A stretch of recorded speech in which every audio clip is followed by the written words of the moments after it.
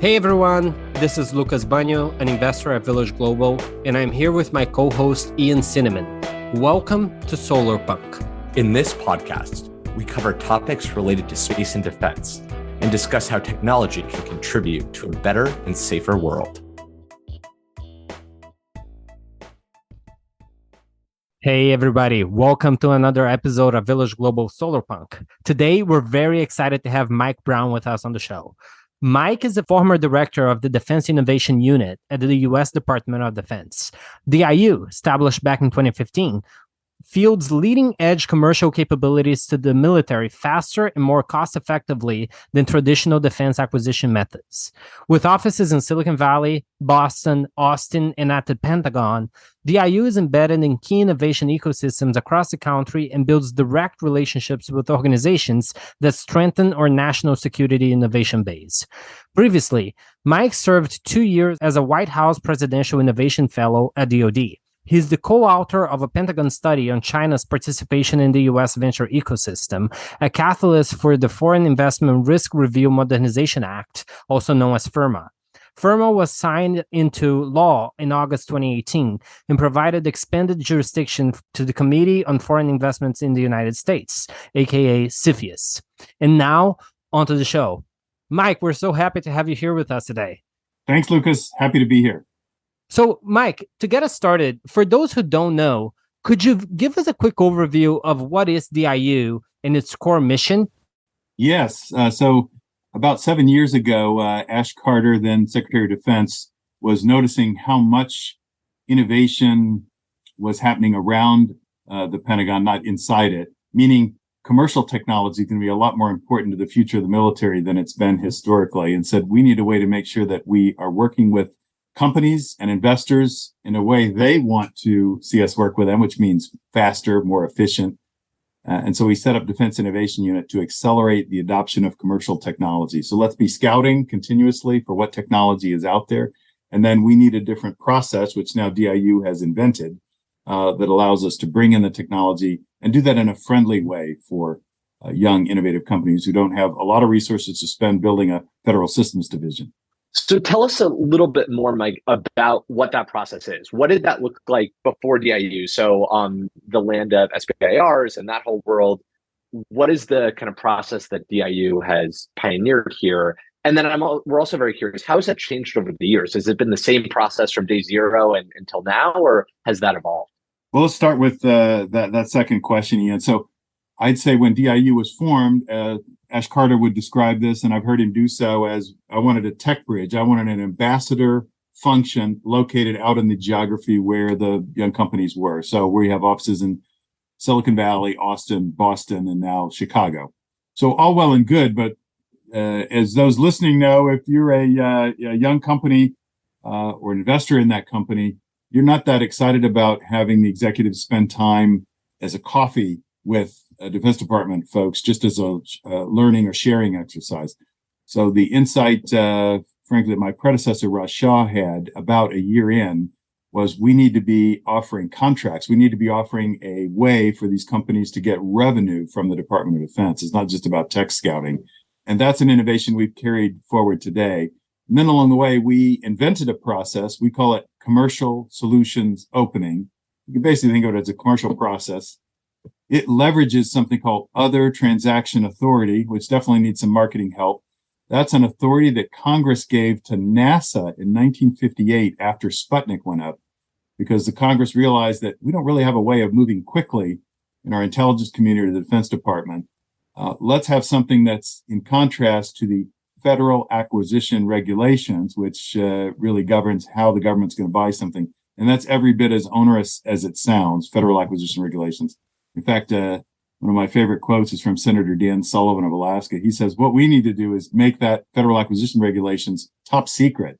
Then let's have the Chinese steal it, and we'll set their acquisition back a couple of decades. And it's only funny because it's so true how cumbersome that can be to work with. So there are ninjas in the Defense Department that have learned to work with that and make it more agile. But rather than do that, we're leveraging this authority, which again has been around for a very long time, but was given to the Defense Department specifically with some instructions to be using that about almost a decade ago now. I think that was something like 2016. So DIU, Defense Innovation Unit, is using that exclusively and has created this process, commercial solutions opening on top of other transaction authority. Okay, well, let's talk about what that means. That's a lot of jargon. But what that really means is we don't start with a requirement. So most of the way capabilities brought into the Defense Department is the Defense Department says first, here's what we need and here's what we'd like you to build. That works great for an aircraft carrier, but it's not very good for AI software, a cyber tool, autonomous systems, because we in the commercial market have typically built that before the department asked for it. So requirements make no sense. So we skip that part. Then as it relates to how the acquisition is governed, as I mentioned, we use other transaction authority. That basically allows us to go fast, be flexible, not require any onerous IP conditions. We can buy based on the government with the same IP rights any other commercial customer would have, basically not having access to your IP. That makes it a lot more friendly. We try and give vendors who are looking for an opportunity with the Defense Department an answer as to whether their solution can be qualified within 60 to 90 days. So lightning fast for the government, more commercial speed. And if you're chosen for a prototype contract, we start by asking anyone to respond to a government problem with a pitch deck or white paper that they might send to a commercial customer. So nothing special required. Of course, if we down select you to have a serious conversation, there's going to be a little more back and forth and some investment required. But key to what I just described is no opportunity cost. You can respond to a government request without doing something special and investing resources. So we down select to try and get 1 to 3 or 4 customers on contract. That's a prototype contract. And what that means is now we're going to test your solution in a military environment. That process takes some time. That might take a year or 18 months because the government's going to set up some testing procedures, some milestones. You get paid as a vendor when you meet the milestones. And then at the end of that period, we can immediately go into production. There's no recompeting that's required. You don't have to move to the federal acquisition regulations. We can do a production OT, production contract using other transaction authorities, what that means, and immediately start scaling you up. So it's been the case that a vendor, first-time vendor to DoD, has been in production with a contract within 1 year. Not everything works that fast, but that is super fast for the Department of Defense. Just to contrast that, on average, it takes the Defense Department 9 to 26 years to bring in a capability. Now, typically, that's a big weapons platform like an F-35, and we're talking about something that's much less complex here. But it gives you the contrast in terms of how fast we can go and how easy we can make it for vendors to think about Department of Defense as an additional customer in their business. And Mike, if you reflect back on your time at DIU, what would you say were the top, 1 to 3 takeaways from your experience and time there? Well, certainly one would be that the department needs to be thinking more about commercial technology first. There was a time when most of the technology we developed was happening within the defense enterprise, meaning the Defense Department labs or a defense prime. My boss, the Undersecretary of Defense for Research and Engineering, just published a list of 14 technologies important for national security. 11 of the 14 are being led by the commercial sector. Things like we've already talked about: AI, cyber, autonomous systems, digital wearables like I'm wearing now. Difficult to see in a podcast, but that's extra technology that allows the department to see, am I ready as an individual to lead a mission? Am I coming down with an infectious disease like COVID before I would get on an aircraft carrier and spread that to my fellow sailors? So much of what we need is already being developed in the commercial world, meaning what we do in the military often isn't that unique. At the end of the chain of things we do, sometimes there's a kinetic effect, which means we might be blowing something up.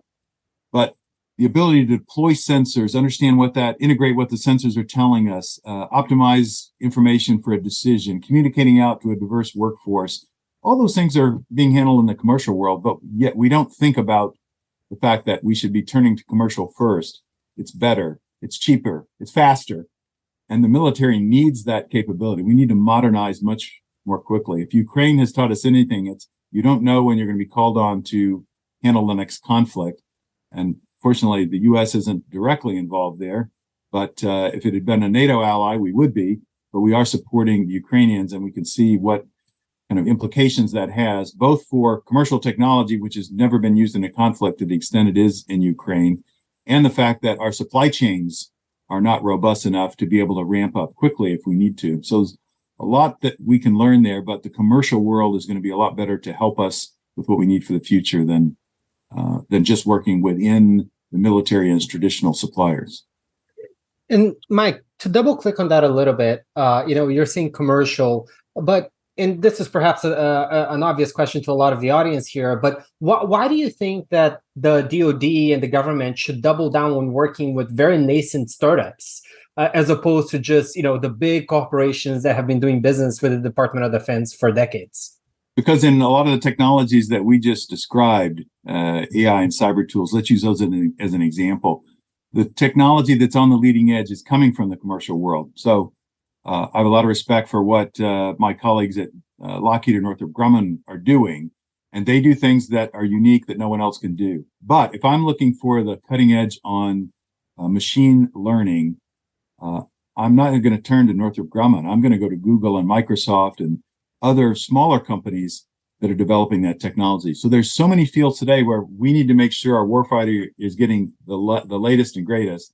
And if we're not careful about making sure that commercial technology is migrating to the military, because it's commercial, our adversaries may have the advantage of using that technology against us. That's something we have to avoid. So to both modernize the military, make sure it's able to stretch the budget farthest, make sure our warfighters have the latest technology, and that it's upgraded as commercial technology improves and those platforms or solutions upgrade. That's what happens when we're buying a cell phone these days, right? We're getting the benefit of all of what's come before. We need that same benefit going to our warfighters. So that's the reason we need to be turning to smaller, more innovative companies. We've introduced 100 new vendors to DoD, and 40% of those are first-time vendors. So never done business with a department before. And we need that technology to support the military and give them the best capability. So it all makes sense, and it's an incredible accomplishment of that many new vendors. What are the biggest challenges as you've kind of gone down this path over the years? And how do you grade the success of our progress along that? So the biggest challenge is that the department is more used to and rooted in the processes that help us buy military gear. This was basically put in place back when Secretary McNamara was Defense Secretary. So we're talking about the Kennedy administration. So this is what helps us with the requirements process, acquisition process, and budgeting process. Think about those as the three legs of a stool to bring in new capability in the Defense Department. Okay, if I'm going to bring in a new jet, I could argue about where those need to be improved, but I understand why that system is in place. But for the kind of technology that we're talking about here, whether it's training pilots using virtual reality or the digital wearables I just described, or small drones that are handheld, that process doesn't work well. And we haven't adapted that. So we need a complementary process. I call it fast follower strategy. We need to fast follow what the commercial market is doing. And that requires us to set up things a little bit differently than we have traditionally. So I'm happy to describe that if you want to talk about that further. But that's what we need, is a complementary process to accelerate commercial technology and do that on more friendly terms. In terms of our success, yeah, I'm excited about what we've done. 50 capabilities that we've transitioned to the military, the 100 new vendors. Our transition rate of starting a project and getting production contract to a vendor and getting that in warfighters' hands is now at 50%. That's 5 to 10 times what other mechanisms are, like the SBI program that you mentioned before. So it's a faster process and much higher likelihood of making the transition to production, getting into warfighters' hands. That's our ultimate measure of success, is did it get into warfighters' hands? Not did we demonstrate something, did we experiment, something like that. So I say that in total, we've been responsible for vendors that now have about $5 billion of revenue with the Department of Defense. That's a big number because it starts with a B. But in that same time, the Defense Department has bought $1 trillion worth of military gear. So while I'm proud of the successes at DIU, it's a drop in the bucket. We're only scratching the surface on what can be done. And it's not consistent with the fact that 11 of the 14 technologies the department needs are commercial. So we need to have a much wider aperture. We need to be influencing that venture capital investment, which is $350 billion a year. We need to be influencing that to a much greater extent. That's 3 times the record level science and technology or R&D budget that the Pentagon will get in fiscal 23 if the Congress approves the president's budget request. So we're not acting like that's an important source of future technology, and we don't have a way to ingest that easily back to the fast follower strategy. We need to adopt some different things.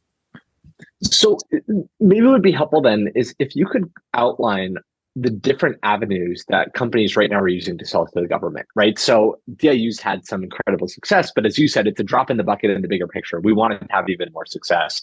What are the other avenues that companies are using to go down that acquisition route? And what are, if you could almost weigh kind of the pros and cons, right? And I'm sure there's benefits and downsides to all of the options that are on the table. Yeah, so one would be what you mentioned, the Small Business Innovation Grant, Innovation Research Grant, SBIR. So that has been modernized recently. I give AFWorks, which is operating within the Air Force, a lot of credit there. But I don't think it's as flexible as what we're doing at DIU. So it has to use money that's allocated from the Small Business Administration. If you know how that program works, basically a percentage of all the R&D that happens across the federal government is taxed. That's like a 2 or 3% tax. And that then is given back to the organization that was taxed to provide in these SBIR grants. So there's a series of hurdles, limitations on how much money you can give at one time, the type of companies you can give that to, where venture capital is often excluded from that because you're looking for truly small businesses, 500 people or less, which means in my mind, there's almost an adverse selection to the companies who are not larger, who are not backed by the best private sources of capital. It may make sense if I'm doing some longer term research, but it's not designed to how do I get capability from a successful vendor, which may be venture backed, which may be larger than 500 employees. How do I get that quickly into the department? So that's a little bit of the difference between what SBIR is and what we're doing. It happens, the grants happen through a series of phases, so you can't go direct to production. I've got to start with a phase 1 or phase 2, and then I graduate to a phase 3. Often companies are frustrated. They think getting an award through an SBIR program really means you're on your way to getting a production contract. Not the case at all. Once I get that grant from AFWorks, now I've got to find the customer at DoD who cares about this solution and basically create that opportunity. So we basically don't start the process with vendors until we already have that customer within DoD identified and the money allocated from their budget to say, we're going to scale this if it's successful. The other way would be a traditional program of record. So this is difficult for a small company to do. Most of the time, you'd have to work with a prime contractor that has pluses and minuses. Great. I've got basically a distribution channel in the Defense Department. I don't have to worry about what does it take to sell to the federal government. Okay, the disadvantage, I'm not directly tied to the customer. I got to negotiate with the prime. So that has pros and cons, but that would be the more traditional method. But now you're going back to that, on average, 9 to 26 years to get a new capability in place. So much slower process, much less direct feedback from the end user or the warfighter in that process. Those are 3 of the primary ways to come into the Defense Department. And Mike, if you look at the most common missteps that smaller companies make when trying to pursue the path for a government contract, what would you say that they are, and how would you advise those companies to not make those mistakes? I don't know if I call them missteps. I think there's a lot to understand. I've certainly learned a lot in the 6 years I've been in government service that I had no idea how the government worked to buy things when I started. So there's such arcane things as colors of money. That means think about as a company what you'd spend on R&D, marketing, selling expense. The government calls those colors of money and designates a specific color for an activity. There's R&D dollars, there's procurement dollars, there's what's called O&M or operations and maintenance dollars, and you can't mix those. So while we might budget for that in the private sector, if I'm a CEO, I can move money across categories because money is fungible, and it didn't come to me from a venture firm saying you can only spend this on R&D, it's left to my judgment what's the best use of the capital. The government doesn't operate that way. The Congress specifies that. The other difficult thing to understand would be the acquisition process, which we described. We're trying to make that easier at DIU with the commercial solutions opening process I described. And then just the incredible length of time to get a budget done and the lack of flexibility or lack of agility. What I mean by that is senior DoD leaders do not have the flexibility to say, this is an emerging threat. I've really got to allocate money there, or this opportunity can be leveraged. I can leverage some new commercial technology to solve that. It takes 2.5 years to program $1 of spending at DoD, which means I had to know exactly what I wanted to spend 2.5 years ago. Think about that analogy in the corporate world. If I'm a CEO, which I've been, and I told my board of directors, here's the budget, we don't make any changes, and it's going to be this is what we're going to spend 3 years from now, I'd be laughed out of the boardroom because we can't predict the future. So that's the way our government operates, and it does need to change. There is some efforts in Congress now looking at how we could reform that process. And I'm hoping we're going to see some great recommendations that will be adopted from that work. What would be the key recommendations that you would hope the government to enact as part of those changes? Yeah, thanks for asking that. There are really two. I've had a chance to make a presentation to the commission that Congress chartered for this. It's called the PPB&E Commission, more government jargon. Programming, planning, budgeting, and execution. That's the system that Secretary McNamara put in place. I'm sure it was state of the art in 1961 from the Ford Motor Company from where he came. And it basically assumes a linear systems engineering process that you can predict the future, which may have been how we designed autos in the 1950s. But the world is anything but predictable, and we have to have more agility in the process. So two things. What do we do in the tech world because we can't predict the future? We're agile. We recognize that, and we're going to move faster because you got to try something and adapt. You can't spend 10 years in a room thinking you're going to design the future or you're going to predict it. You're not. So agility is step one. We have to take that 2.5 years and require from the beginning, it's only going to take 1 year to do the budgeting. That's DoD developing it, Congress approving it, and Congress doing its job on time. As you know, the budgets have recently for the Defense Department come 6 months late. We're halfway into a fiscal year before we know what the actual budget is. That makes no sense either. So that needs to be compressed to a year max. And if you said I can only have a year, you design a process that got you that. Part of designing that process would be more agility and less granularity. So I can't get a budget approved in a year if I'm going to look at 10,000 line items. That's what the Defense Department budget looks like, so that staffers on the congressional committees, not the representatives, are spending time making the trade-offs in the military for what we're going to buy. Do I want more A-10s? Do I want more F-35s? Is that the right place where I'm going to make these military trade-offs for our capability? I want that Secretary of Defense and the combatant commanders making those decisions. That's not what we do today. The Congress is telling the military, no, you should buy this many F-35s. No, you can't retire this old equipment early because maybe that preserves some jobs in my district. Well, that's not optimizing the defense capability and even with a large budget, the limited budget that we have. So we need fewer line items. We've got to have more trust in the Defense Department to make those trade-offs, which is what a board of directors would expect the CEO to do. You have to make the trade-offs on what we should spend, and you've got to reflect the changing conditions. We don't do that today, so we're not getting the best for our taxpayer dollar. Those are the changes we need to make. Faster, and it needs to be more agile. The question is going to be, how do we actually enact those changes? Because as we know, change is not easy in government. Do you have any thoughts on how to actually make that happen? We need the political will to say this old system might have had its disadvantages in a world where the U.S. was the sole superpower, what's being called the unipolar moment after we won the Cold War and before we saw Russia and China emerge as serious threats. But now with Ukraine, we may be called on to work together with allies and thwart an adversary, a potential adversary, and do it quickly. So I can't do that with 3-year-old plans and the inability to move money to address the latest threats or leverage new technology. So it's basically as if we're fighting with one hand behind our back, and you never know when you're going to be called on to fight. So we need the political will to say that old system from 1960, that might have worked in the Cold War, but that doesn't work for the reality we face today. And Mike, is the Ukraine war the sort of Sputnik moment to actually spark this change in your view? And what have you seen either in the government or elsewhere to give you the confidence to say that one way or the other?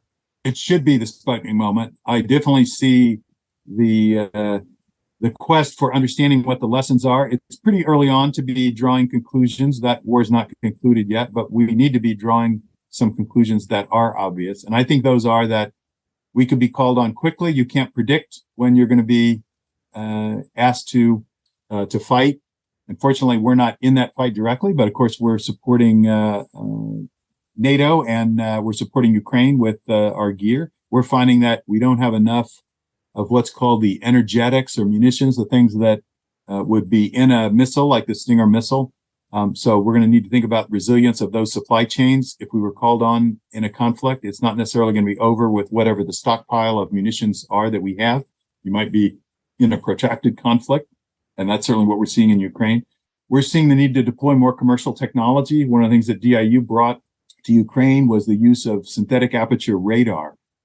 So we started working 5 years ago with vendors who were pioneering this technology.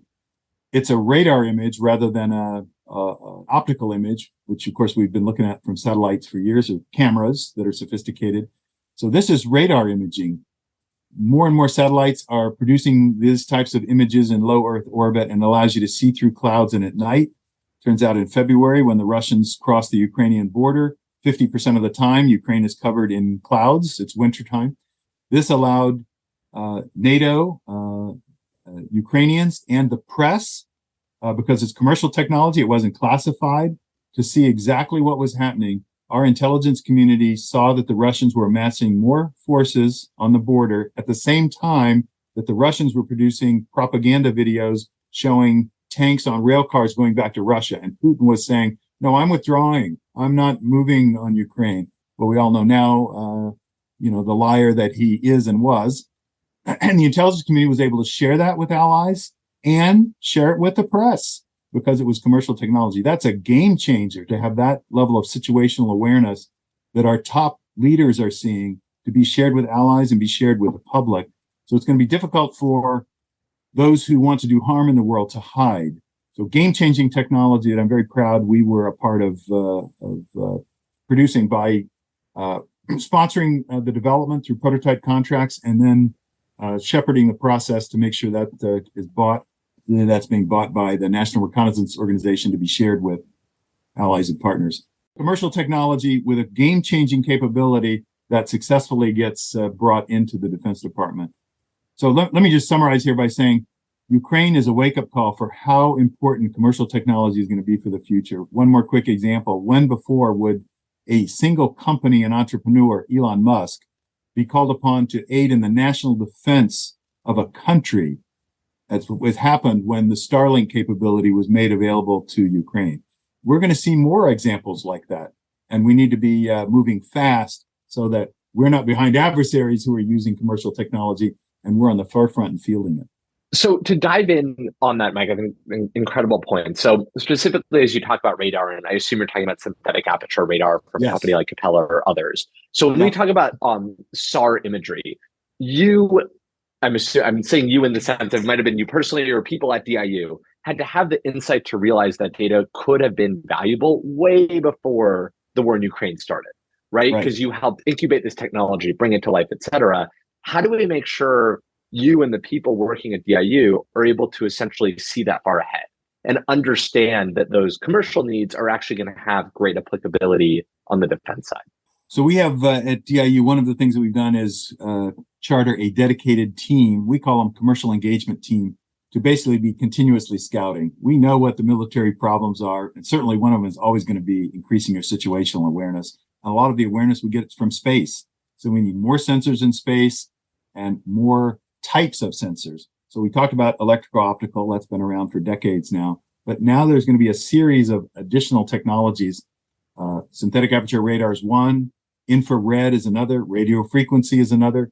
So to increase situational awareness, we've got to be following those technologies and seeing when are they at a position where they could bring new, complementary, and resilient capability in space. The other activity that we've been sponsoring is rocket launch as a service. So government doesn't need to own the rockets anymore, and we don't need to own the satellites. We can buy the data as a service, and we can basically buy payload space in the rockets being sent up by private companies, folks like Rocket Lab, SpaceX, Blue Origin, so that we can get more of that capability in space. So it's been estimated that by the end of this decade, there's going to be 1,000 commercial satellites for every government satellite. We need to be riding that wave and making sure that all that data is available to our military. So we've only seen the tip of the iceberg with what has been done with SAR imagery. And we're going to see a lot more of that over the next decade. And we need to be leaning into that, making the vendors successful so that we can take advantage of that capability. And if we don't, the Chinese are going to do it. So it's great that we have people at DIU and in the government that are kind of, one, understanding the future needs of the government, but then looking at the commercial side. On the commercial side, historically, at least what Lucas and I have seen from our portfolio companies and my prior experience with Synapse, has been a lot of these companies end up hiring consultants to figure out how to work with the government side. So whether it's specifically for SBIRs or it's lobbyists to figure out how to work in DC, et cetera.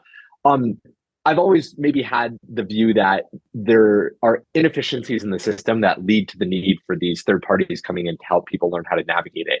Can you speak to that a little bit and get your sense of how needed that is? Would love your take on within DIU. Do you often see the companies you work with having consultants that broker that intro? What does that look like? So yeah, that gives me a stomach ache. It's a terrible commentary that you would need to do that to do business with our government. So we should be looking for ways that eliminate that niche and make it easier. So I don't know of situations, although I'm sure there are some where vendors to DIU have used them, but they don't need to. Our process is so simple. I explained it earlier. You can apply to a problem, provide your solution to a problem with an ordinary pitch deck or white paper. It doesn't need to be anything specific to the government. And then we're going to let you know in 60 to 90 days whether that's accepted, and you're going to move on to a down select process, or thank you for participating, and we're going to be back to you and need your solution again for another problem. We want to encourage people to come back and apply again. With 43 companies responding to every solicitation we do, most are going to hear a no.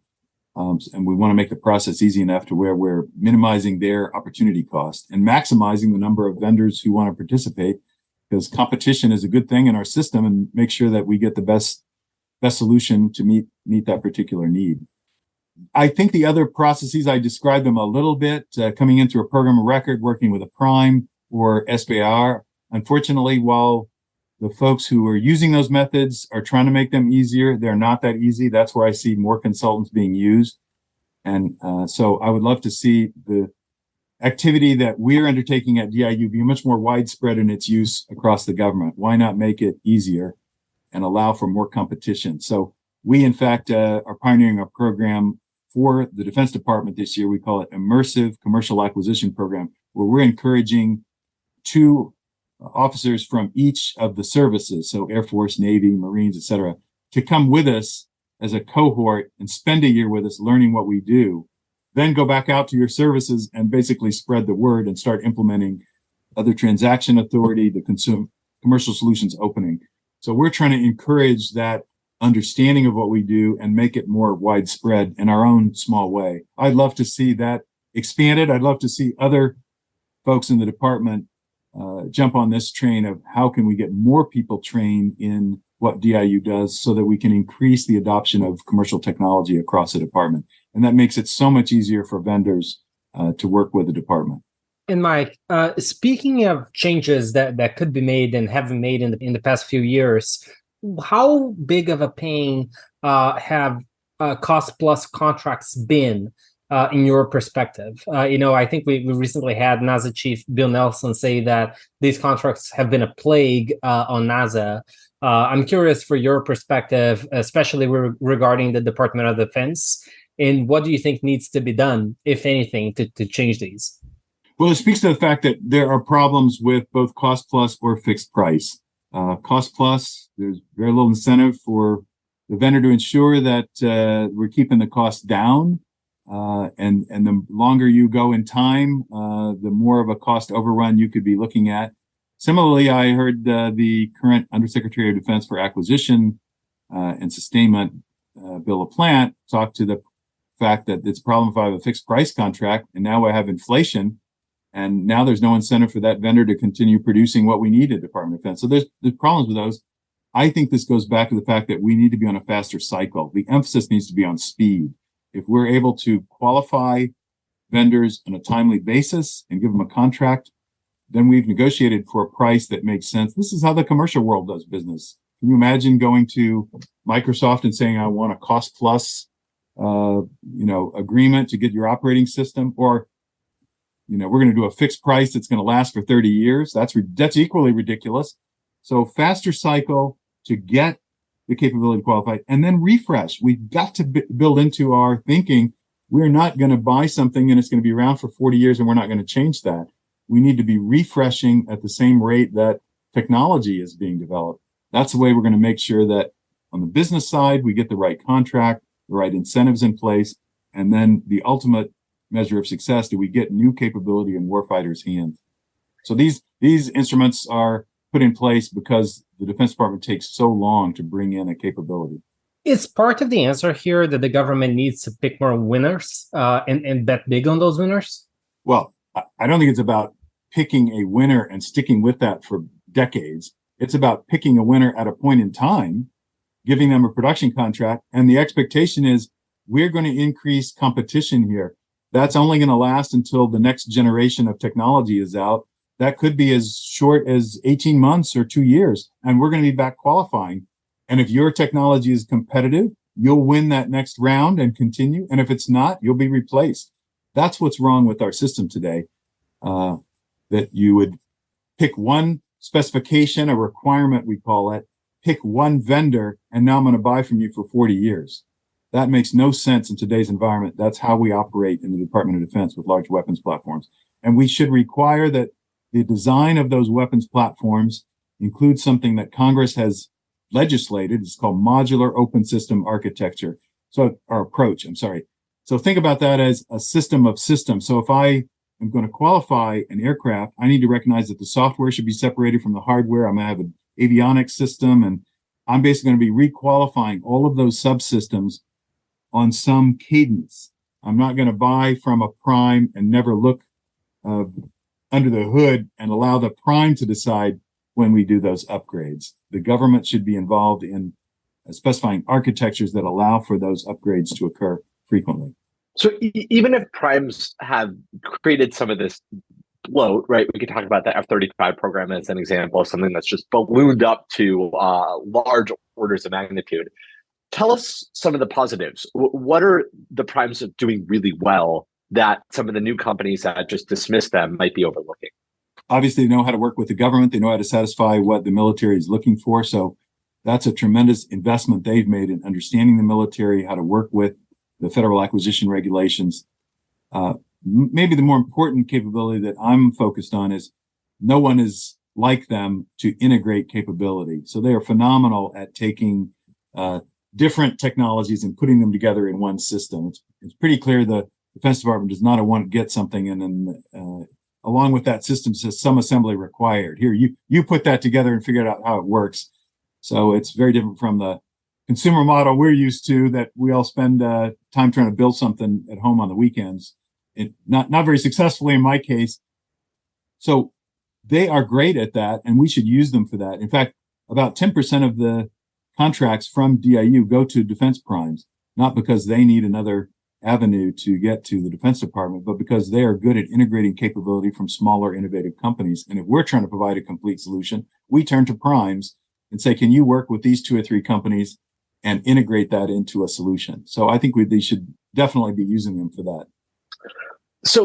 We've talked a lot about all the ways that, government has been adapting to better understand technology and tech companies. But if we reverse this a little bit, what do you think the biggest issues are in the way that tech not fully understanding how government works? Like, you have a big audience right now of all these amazing founders who are trying to work with the government. What do you want to teach them about how they should really understand how the government's thinking and how the government's working? Well, the first thing I'd want to say is we need you. Pretty clear that more and more of the technology we need is going to come from the work that you're doing. The U.S. innovation ecosystem is the envy of the world. We should make that the envy of the military also. So we may not always say it. We may not have an effective way of utilizing what you're doing, but we need that technology. The second thing would be you can't spend your precious time as an entrepreneur understanding how the Defense Department works.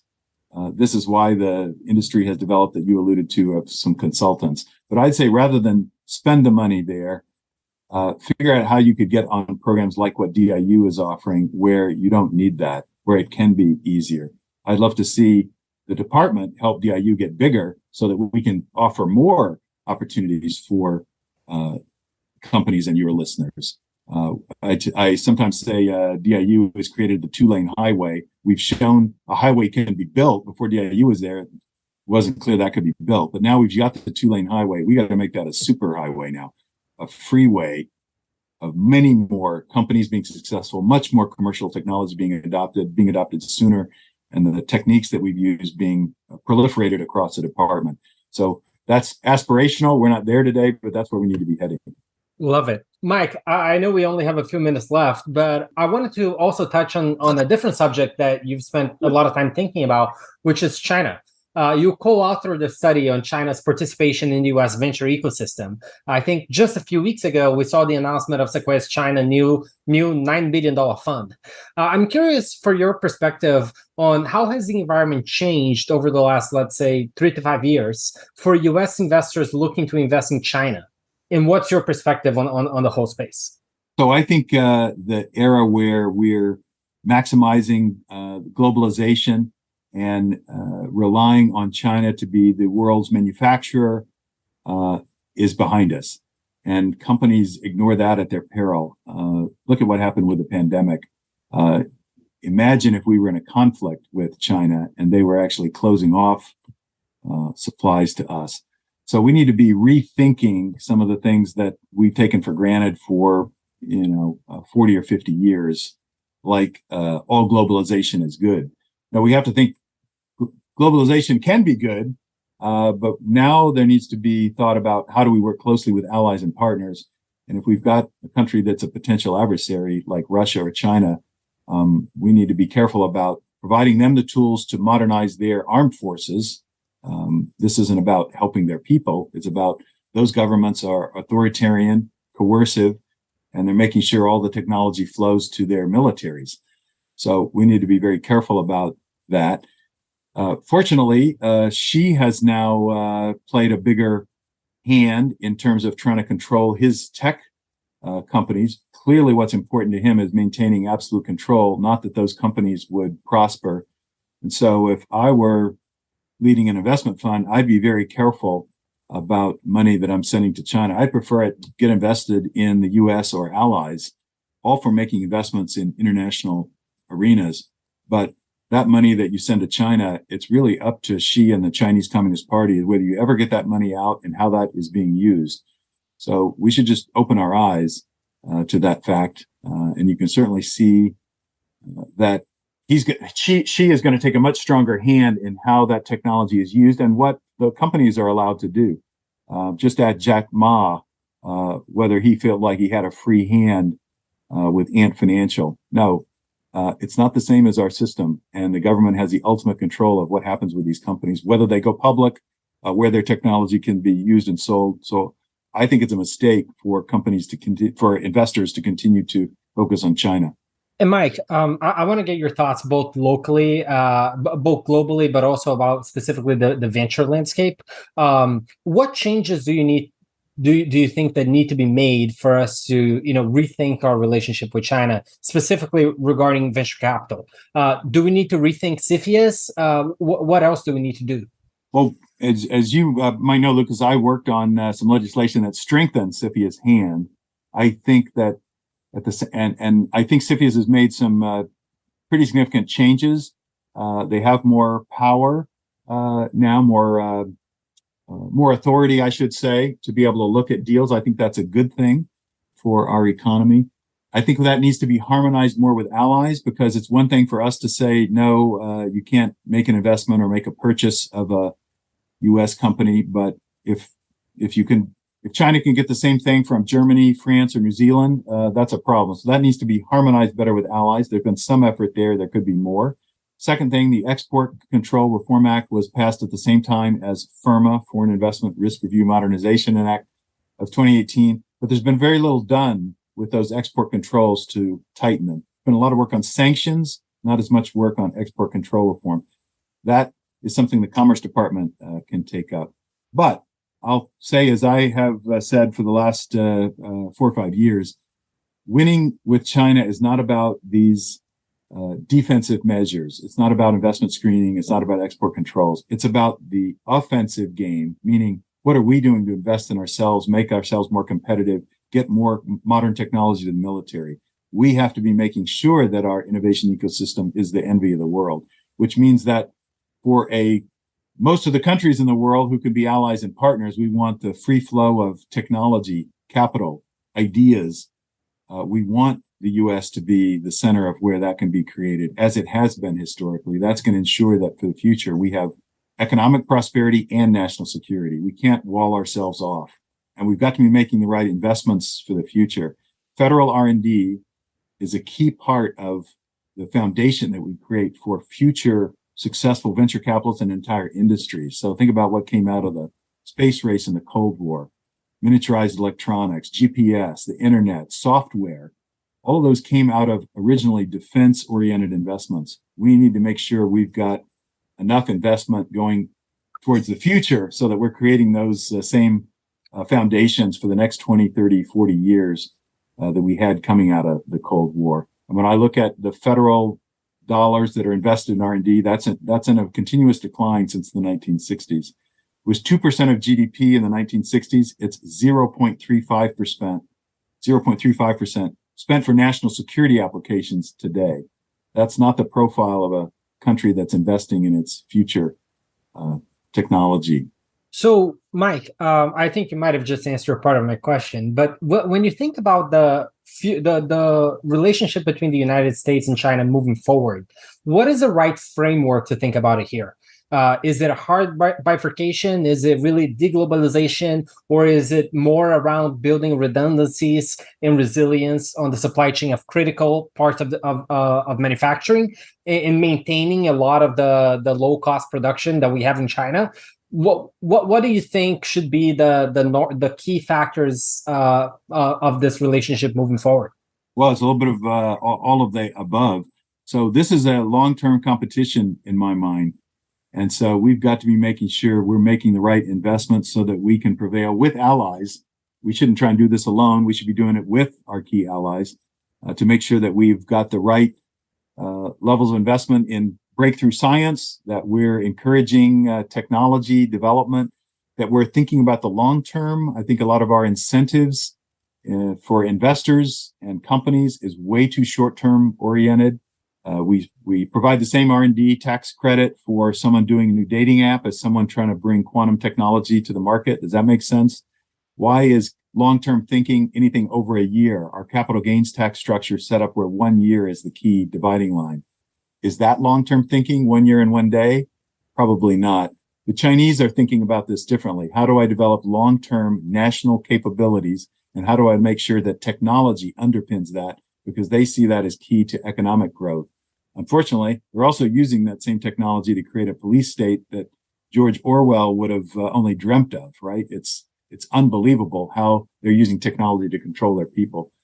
Because I don't want to live in that kind of society, and I'm sure you and everyone listening doesn't want to. We've got to make sure we continue to make those investments in science and technology, that we're creating the breakthroughs, that we're setting the global standards with allied countries to make sure that our way of life continues far into the future. And while it could be challenged by China, it can't be overrun by China. So, in light of all of these challenges, what keeps you the most optimistic? That in the US, we tend to be on an arc that gets things right in the long term. I'm frustrated, like many of you all are, that we're not moving faster. We're not making the kind of investments we need to on a time scale I'd like to see. I'd like to commend the Congress for the CHIPS and Science Act. That's a down payment on what we need to be doing. It's focused on semiconductors, but that's the key foundational technology for all of the technology of the future that we might want to talk about, whether it's space or AI or cyber. It's chips that are driving a lot of that, but we need to expand that into the other, about 10 sets of technologies, including quantum, including biotech, that we need to be on the forefront of. So it's a good down payment. We need to be thinking more along those lines and making bigger investments, being bolder, if we think about the long-term competition with China. Amazing. Mike, for folks that are looking to learn more about DIU, where can you point them to? Please come to our website, which is diu.mil, where there's a lot of information about how you as a company can work with DIU and get a contract with the Defense Department. As I said already, we need the technology. We need the creative ideas that you're developing. So we want to make sure we can get those to warfighters. And it's important to know the Defense Department has such a broad variety of missions. You know, the military is first on the ground in foreign countries if there's a natural disaster. Their National Guard is helping U.S. respond to natural disasters, fires in California, floods that happen as a result of hurricanes. So we need to be supporting our military because they're often called on to do missions that we all benefit from citizens. The GPS technology that's maintained through government satellites operates our ATMs and keeps our economy going. So supporting the military is about keeping the modern way of life moving forward. And we need your help to do that. Amazing. Mike, thank you so much for doing this. Absolutely. Happy to do it, Louis and Ian. Great to be with you.